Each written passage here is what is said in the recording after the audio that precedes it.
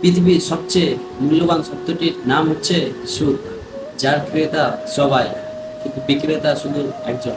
জীবনটা যদি পেন্সিল দিয়ে লেখা হতো, তাহলে কষ্ট আর দুঃখগুলো রাবার দিয়ে মুছে ফেলে নতুন করে আবার লিখতাম। কিছু কিছু প্রিয় মানুষ হঠাৎ করে বদলে যায়। প্রেম অনেকটা রাবার ব্যান্ডের মতো, দুদিক দিয়ে ধরে রাখতে হয়, কিন্তু একজন যদি ছেড়ে দেয়, অপর একজনকে ব্যথা দেয় খুবই।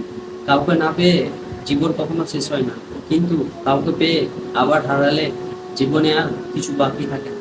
ভালোবাসা দেওয়া মানুষের সব কষ্টই মেনে নেওয়া যায়, শুধু মেনে নেওয়া যায় না তার চলে যাওয়া কষ্টটা। মিথ্যা ভালোবাসাগুলোই উন্নত পায়, আর হেরে যায় সত্যিকারের ভালোবাসা।